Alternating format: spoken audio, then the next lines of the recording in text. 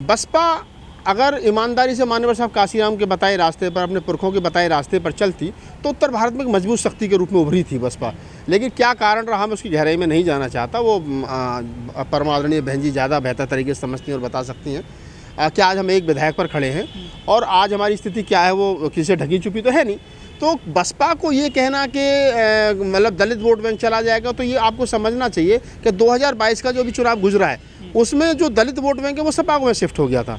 तो अब ये गारंटी लगाना कि दलित वोट बैंक जो वो बसपा के साथ है ये ठीक नहीं है। और दिल्ली जहां हम लोग बैठ कर के बात डिस्कस कर रहे हैं, यहाँ 14-14.5% वोट बसपा के पास था, आज 1% 13% आम आदमी पार्टी में शिफ्ट हो गया। पंजाब में आम आदमी पार्टी में शिफ्ट हो गया, मध्य प्रदेश और राजस्थान में कांग्रेस में शिफ्ट हो गया।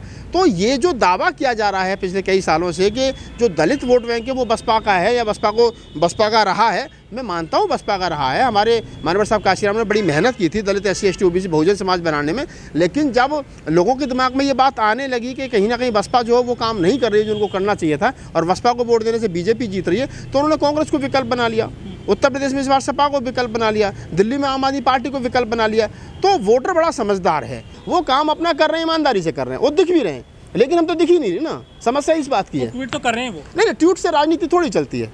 मोदी जी स्कूटर पर और हमारे बहुजन नेता ट्विटर पर, तो ये ट्विटर और स्कूटर ही राजनीति चल रही है ना। आप देखिए कि वो अगर कहीं बात होती है तो राहुल गांधी स्कूटर पर निकल के चल देते हैं। अब मोदी जी उनके चेले जो सब स्कूटर और मोटरसाइकिल भाग लेते हैं, चलो मैं ये काम हो गया, मैं अपनी कार्यकर्ता के साथ जा खड़ा, हम ट्विटर पर ट्वीट कर देते। तो ये ट्विटर और स्कूटर की लड़ाई है, तो हमें चलना चाहिए, हमें भी स्कूटर पर आना पड़ेगा। अब ये मुलायम सिंह यादव जी हमारे बीच नहीं रहे, अब उनकी अखिलेश यादव की मुख्यमंत्री होने के बावजूद कुर्सी गौमूत्र से धोई गई, तब उनको एहसास हुआ कि मुझे तो पता चला मैं तो पिछड़ा हूँ, मैं तो OBC हूँ। उसके बावजूद भी ब्राह्मणों को बुला करके सारा कर्मकांड उन्होंने सर भी मुड़वाया, सब कुछ कराया। तो आप ये देखिए ना कि जिस विचारधारा से हमारी लड़ाई थी उसी विचारधारा को मजबूत करने में लग रहे हैं। और जब जय भीम के साथ में जय परशुराम और जय श्री राम के नारे लगने शुरू हो जाएंगे तो फिर जो हमारा वोटर है वो हमें वोट दे, BJP को वोट दे, उसके लिए कोई फर्क तो रहे ना। बाबू जगजीवन राम देश के रक्षा मंत्री बने, दलित थे और कांग्रेस के पहले दलित अध्यक्ष भी थे। और उसके बाद में दलितों के ये कहा जाता है कि अगर बाबूजी देश के रक्षा मंत्री बने तो दलित समाज के खासतौर से फौज में जाने के रास्ते खुले। बाबूजी रेल मंत्री बने तो रेल में जाने के। तो कांग्रेस के समय पर जो हमारा SC ST का जो एक तरीके से कहें कि कोटा था, जो आरक्षण था, उसमें जो भी भर्ती उस समय पहली दौर के लोग आए तो उसमें बड़ा काम भी हुआ। लेकिन ये भी सच्चाई है कि कांग्रेस बेहतर कुछ और भी कर सकती थी जो कांग्रेस ने नहीं किया, जिसका खामियाजा कांग्रेस को उठाना पड़ा है। तो जो दलित वोट बैंक है देश में, वो कुछ मिलेगा, फायदा मिलेगा कांग्रेस को? देखिए, मैं कितना फ़ायदा मिलेगा कितना नहीं मिलेगा ये भविष्य के गर्भ में है बहुत सारी चीज़ें। लेकिन एक चीज़ हम बड़ी ईमानदारी के साथ कह सकते हैं कि उत्तर प्रदेश का अध्यक्ष दलित बना देना, राष्ट्रीय अध्यक्ष दलित बना देना, तो कांग्रेस कहीं ना कहीं फिर जो उस पर एक मोहर लग रही थी कि कांग्रेस गांधी परिवार से ऊपर नहीं उठ पा रही है। तो 24 साल के बाद में गैर गांधी जो है वो राष्ट्रीय अध्यक्ष बना है और उन्होंने भी आम लोगों की तरह वोटिंग की है। तो ये अपने आप में बड़ी बात है। कांग्रेस इस बात को, इस जो आरोप था उसको धोने में सफल रही है कि नहीं हमारा कोई मोह नहीं। और ये शुरू से आप देखेंगे ऐसा नहीं है कि उन्होंने कुर्बानियाँ नहीं दी। अगर उनको हम इंदिरा गांधी जी को माने तो उनकी हत्या की गई, राजीव गांधी जी की हत्या की गई, उनका कोई व्यक्तिगत तो मामला था नहीं, था तो देश से संबंधित थी। कांग्रेस ने जो किया है देश के लिए, घोड़ा तांगे से लेकर के बैलगाड़ी से लेकर के और हवाई जहाज़ तक जो पिछले 60 सालों में वो लेकर के आए, तो बहुत कुछ दिया भी है देश को। लेकिन कुछ लोग हैं जो कहते हैं नहीं कांग्रेस ने कुछ नहीं किया। आज के वर्तमान समय में जो लोग राजनीति में बैठे हैं वो कहते हैं कि 70 साल में कोई विकास नहीं हुआ। लेकिन इनसे पूछा जाए कि अगर 70 साल में कोई विकास नहीं हुआ तो जिन चीज़ों को आप बेच रही है तुम्हारे चाचा की है क्या? ये किसने पैदा की? ये जो इतना सारा सिस्टम जिनको आप बेच, रेलवे किसने तैयार किया? आप इसको दूरसंचार विभाग किसने तैयार किया? और बहुत सारी ONGC किसने तैयार किया? तो ये सब कांग्रेस ने तैयार किया। हाँ, वो और बेहतर कर सकते थे जो शायद वो नहीं कर पाए, जिसका खामियाजा उनको कहीं ना कहीं उठाना पड़ा है।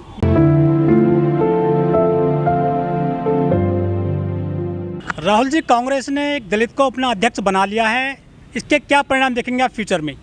देखिए, कांग्रेस कहीं ना कहीं दलित वोट बैंक को साधने की कोशिश कर रही है।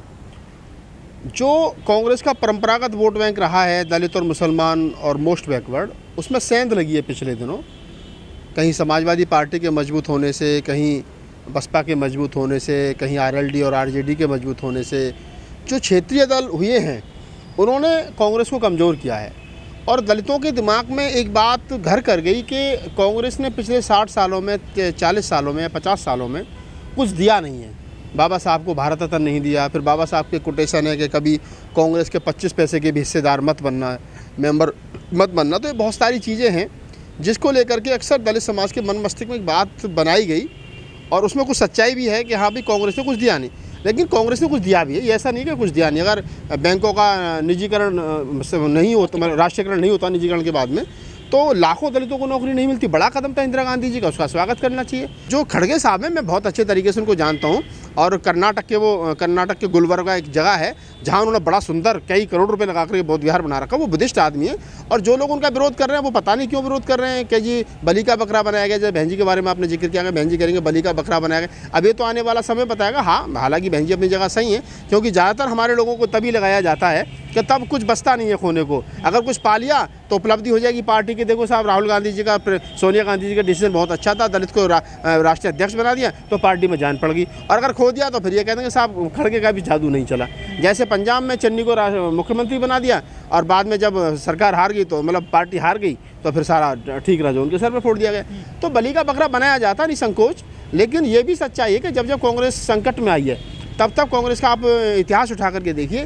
चाहे तो उसने बाबू जगजीवन राम जी को राष्ट्रीय अध्यक्ष बनाए हो, वर्तमान समय में जब कांग्रेस बिल्कुल जीरो पे खड़ी है एक तरीके से, तब उन्होंने मल्लिकार्जुन खड़गे साहब को बनाया। और मैं तो खड़गे साहब को बड़ा पसंद इसलिए भी करता हूँ कि खड़गे साहब का जो स्टेटमेंट आप देखिए, यूट्यूब पर जाकर के गूगल करिए उनको, कि जो उन्होंने जब 2015-14 की घटना है वो, जब उन्होंने कहा था बीजेपी ने आमिर खान के बयान को कोट करते हुए बड़ा हंगामा हुआ था। आमिर खान ने कहा था कि मेरी घरवाली ये कहती है, जब मुसलमानों के साथ लिंचिंग हो रही थी तो कहते मेरी घरवाली ये कहती है कि अब ये देश रहने लायक नहीं बचा, देश छोड़ देना चाहिए। तो तब कांग्रेस ने, बीजेपी के लोगों ने बड़ा हाय हुल्ला किया था, अरे साहब ये कह दिया। तो तब कहा गया था कि बाबा साहब डॉक्टर अम्बेडकर के साथ इतना शोषण हो गया, बाबा साहब ने देश छोड़ा। तो तब उस समय मल्लिकार्जुन खड़गे साहब का वो स्टेटमेंट देखिए, वीडियो देखिए 2 मिनट का, तब उन्होंने कहा था कि बाबा क्या ज़बरदस्त तरीके से उन्होंने बीजेपी को ललकारा। उन्होंने कहा कि तुम विदेशी हो, तुम आर्यंस हो, हम इस देश के मूल निवासी हैं, हमने 2500 साल पिट करके इस देश को बनाया। तो जिस प्रकार की दहाड़ उनकी खड़गे साहब की है, और अब 80 साल की उम्र में जो उनका मतलब समय बहुत, मतलब उम्र के अंतिम पड़ाव पर वो चल रहे हैं, तो ऐसे दौर में उनके ऊपर इतनी बड़ी जिम्मेदारी देना, और वो भीमपुत्र में निसंकोच उनसे मिला हूँ, प्योर बुद्धिस्ट आदमी है, लाजवाब आदमी है। तो अब पार्टी कहाँ जाएगी कहाँ नहीं जाएगी, लेकिन मैं अपने तमाम दर्शकों से, आपके दर्शकों से, और तमाम बुद्धिजीवी खासतौर से जो अम्बेडकरवादी हैं, उनसे मैं एक बात कहना चाहता हूँ कि हमारा आदमी कम से कम ब्राह्मणों से इतना ज़रूर सीख ले कि हमारा आदमी किसी भी पार्टी में रहे, वो पहले तो अपनी विचारधारा के साथ है। फूले अम्बेडकरी आंदोलन के साथ अगर हमारा आदमी किसी भी पार्टी में है तो उसका स्वागत करना चाहिए, और वो मजबूत स्थिति में होना चाहिए। अगर वो मजबूत स्थिति में होगा और फूले अम्बेडकरी विचार के साथ होगा तो वो अपना भी भला कर सकता है और समाज का भी भला कर सकता है। अगर राजेंद्र पाल गौतम आम आदमी पार्टी में रहते हुए उन्होंने बाबा साहब का झंडा बुलंद किया तो समाज उनके साथ है ना। अगर और बहुत सारे लोग हैं, जो नितिन राउत हैं, आप देखेंगे वहाँ जा करके, तो उनके साथ तो ऐसे कई आप देख सकते हैं। अब मल्लिकार्जुन खड़गे साहब बने हैं, हालांकि दलित समाज कितना इंप्रेस होगा ये मैं नहीं कह सकता, लेकिन मैं व्यक्तिगत रूप से जरूर, जितना मैं उनको जानता हूँ, 1-2 बार मेरी मुलाकात हुई है, तो मैं व्यक्तिगत रूप से इतना जरूर कह सकता हूँ कि वो जेन्युइन आदमी है, बुद्धिस्ट आदमी है। और एक बुद्धिस्ट आदमी ही, जो उनकी आप स्टेटमेंट देखिए जो संसद भवन में बोले थे, एक बुद्धिस्ट आदमी बोल सकता है। बीजेपी की एक पाठशाला है, बीजेपी की एक पाठशाला है जिसे RSS कहते हैं। RSS की पाठशाला से जो निकल करके आएगा, उनके लिए दलित नहीं है, उनके लिए RSS का वफादार सैनिक होना चाहिए। तो उनकी पाठशाला में जो तप करके आता है वो रामनाथ कोविंद भी हो सकता है, वो क्या नाम है, और बहुत सारे लोग हो सकते हैं, और 2-4 लोगों के नाम लिए जा सकते हैं यहाँ पे, कि जिनको कहा साहब दलित है, हमने दलित बना दिया। लेकिन वो RSS की पाठशाला है, उनका फूले अम्बेडकरी आंदोलन से कोई लेना देना है नहीं। वो चाहे बंगारू लक्ष्मण हो, चाहे कोई और हो, एक और चाहे अपना रामनाथ कोविंद साहब थे, तो इनसे बाबा साहब के बारे में या उनके मिशन के बारे में आप कुछ उम्मीद करें तो बेईमानी है। कांग्रेस में कम से कम इतना धरबर जरूर है कि वहाँ RSS की पाठशाला के लोग आते हैं, लेकिन कम आते हैं, बड़े पदों पर आसीन नहीं है वो लोग वहाँ पर। तो वहाँ एक सेकुलर सोच के लोग हैं, वहाँ संविधान के बारे में विचार करने वाले लोग हैं, उतने कट्टरपन नहीं है जितना बीजेपी में ज़्यादा है। तो मैं कह रहा हूँ, हालांकि हमारे लिए तो दोनों खतरनाक है, लेकिन मैं फिर भी कह सकता हूँ कि कांग्रेस उतनी बुरी नहीं है जितनी बीजेपी बुरी दोनों हैं, लेकिन बीजेपी ज़्यादा बुरी है, कांग्रेस कम बुरी है। लेकिन जो हमारी अपनी पार्टी हैं, वो अगर परिवारवाद से ऊपर उठें और लोकतांत्रिक तरीके से पार्टी को चलाएं, तो मैं समझ सकता हूँ उनको त्याग करना चाहिए। और देखिए, मैं एक बात कह रहा हूँ यहाँ पर बड़ी जिम्मेदारी के साथ में, कि सोनिया गांधी का त्याग कम त्याग नहीं है।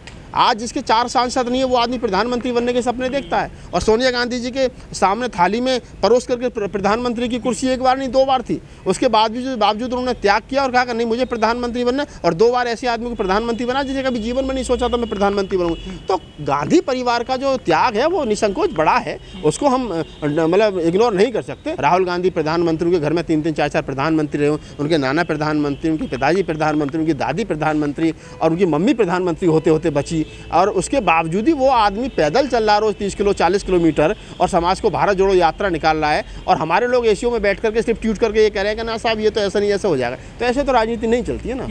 लेकिन जो बीजेपी है और संघ है वो पसमानदा मुसलमानों को अपनी तरफ खींच रहे हैं, लेकिन जो कांग्रेस है वो दलितों के पास ही जा रही है केवल। देखिए, इस देश का जो मुसलमान है उसको पता है, इस देश का मुसलमान सिर्फ वो ये देख रहा है कि अगर हल्का सा दलित कांग्रेस के साथ शिफ्ट हो गए तो वो अपने आप आ जाएगा। मुसलमान ऑलरेडी कांग्रेस का ही है पूरे देश भर में, वो मजबूरी में वहाँ क्षेत्रीय दलों को वोट कर रहा है जहाँ पर उसको ये लग रहा है कि कांग्रेस खत्म हो गई। उत्तर प्रदेश है, कांग्रेस खत्म के कागार पे हो, अब वो देखता है कि बीजेपी को कौन हराएगा, तो बीजेपी को कभी सपा हराती है, कभी बसपा हराती है। सपा हराएगी तो सपा को वोट कर देगा, बीजेपी बसपा हराएगी तो बसपा को वोट कर देगा। इस बार बसपा जो है जिस प्रकार से निष्क्रिय थी, एक प्रकार से मैं कहूँ चुनाव में बिल्कुल एंड टाइम पे बहन जी निकली थी, और प्रत्याशियों का चुनाव भी एंड टाइम पे हुआ था, तो उन्होंने एक तरफा होकर 92% वोट जो है वो सपा को दे दिया। अब वहाँ पर भी वोट दे करके देख रहे तो वहाँ भी नहीं जीत रहे। तो मुसलमान ऑलरेडी कांग्रेस का ही है, वहाँ जहाँ कांग्रेस नहीं है वहाँ वो क्षेत्रीय दलों को वोट देना पसंद करता है। दलित जिस दिन कांग्रेस में शिफ्ट हो गया, और ये बड़ी बात बता रहा हूँ मैं आपको राजनीति में, जिस दिन दलित कांग्रेस में शिफ्ट हो गया उस दिन इस देश के जो SC ST OBC की पार्टियां हैं उनको सोचना पड़ेगा। अगर दलित एक बार कांग्रेस में शिफ्ट हो गए तो फिर छोड़ेगा नहीं कांग्रेस उतनी आसानी से, भी ध्यान रखना आप। जिस तरह से मल्लिकार्जुन जी को जो बनाया गया अध्यक्ष, सबसे पहले मायावती जी ने ट्वीट किया है कि बलि का बकरा बनाया गया है। क्या मायावती जी सिर्फ दलितों के आसपास की राजनीति करती हैं? नहीं, वो दलितों के आसपास की भी नहीं कर रही ना, कहाँ दलितों के आसपास ही कर रही है। 1995 में माननीय साहब काशीराम ने लखनऊ में, जितना मुझे याद है, पेरियार मेला लगाया था, और हम 2022 में खड़े होकर के ये कह रहे हैं 17 साल के बाद में कि हम परशुराम की मूर्ति लगाएंगे।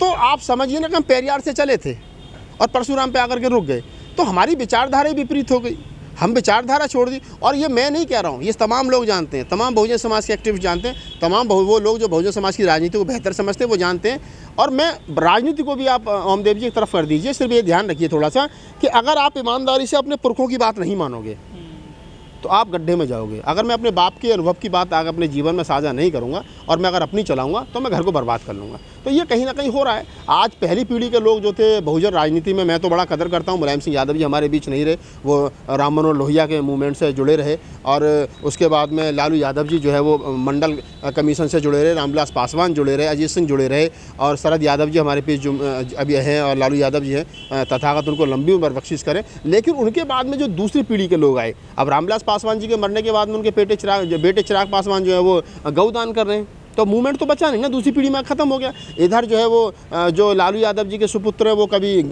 भोले जी बन जाते हैं, कभी गणेश जी बन जाते हैं, वो आए दिन अपनी फ़ोटो जो ट्वीट करते हैं। तो जिस विचारधारा से लड़ाई थी आप उसी विचारधारा को, उसी लाठी को तेल पिला रहे हो। उधर क्या नाम है, अजीत सिंह के बेटे हैं जयंत चौधरी, अभी तक तो ठीक चल रहे, लेकिन इन फ्यूचर अभी उन पर भी देखते क्या होता है। जो कांग्रेस है उसके पास में खुद के बड़े नेता नहीं है, उन्होंने जो है BSP के एक नेता को अपना राष्ट्रीय प्रदेश अध्यक्ष बनाया उत्तर प्रदेश में, अब एक दलित का सहारा ले लिया है, वो कैसे टक्कर दे पाएगी बीजेपी की इतनी बड़ी पार्टी है वर्ल्ड में?